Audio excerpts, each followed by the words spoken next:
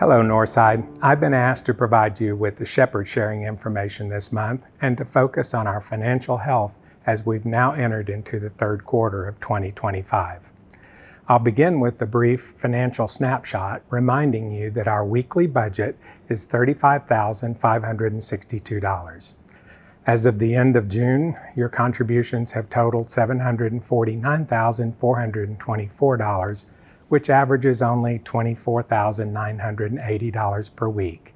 That places us at a budgeted deficit through the second quarter of $175,187. That said, we want to encourage you to continue to be faithful in your giving and to do your part, no matter how big or small, to help us close that gap. We've done a really good job at controlling our expenses so far this year, but our summer and fall expenses are always much higher at the same time in the third quarter when giving is typically lower. So we anticipate having to once again temporarily dip into our cash reserves to cover our third quarter expenses. In contrast, our fourth quarter giving picks up. And as a rule, we generally end the year with larger contributions, some of which represent a specific member's full year's worth of tithes. The primary reason for that is that many of our members are at the age where they must take annual mandatory distributions from their investments by the end of the calendar year.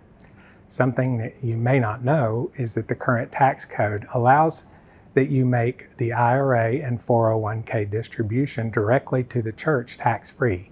You might want to check with your CPA on that. Another financial planning tip that you might want to take advantage of is a legacy gift to the church.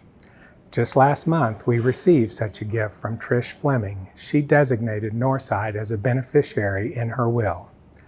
Once it was probated, we received a sizable gift from her estate in honor of her beloved husband and Northside member, Tom Fleming, who you might remember passed away 10 years ahead of her on August 3rd, 2014.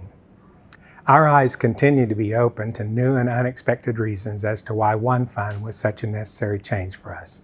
The executive finance team will continue to use that information to strengthen our budgeting process, which we will be starting in the next few months.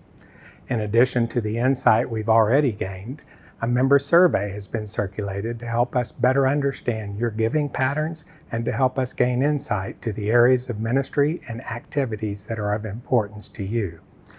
As we enter into our 2026 planning and budgeting, we'll be using the data compiled from those surveys, and we hope to begin integrating some of those changes as early as later on this year. And finally, here's a brief update on our missions ministry as it relates to the Saloise mission team. Our 2025 financial commitment for the Saloise mission has now been fully funded. And while this concludes our 8th and final year committed to the team's financial support, we are by no means considering our involvement with the Dyes and with Familia in Cristo to be done. What the Hills and Dyes have accomplished there is nothing short of miraculous. And while Mark and Melinda have made plans to remain active in the mission field there, we have communicated to them that our involvement in Saloise in 2026 and beyond will be similar to that of our other global missions work. As with every single one of our other ministries and other mission efforts, each will be evaluated as we begin our 2026 budget process during the upcoming fourth quarter. This concludes my report to you this month. Please don't hesitate to contact me directly or any one of the other shepherds if you have any questions or would like more information about what I've shared with you today.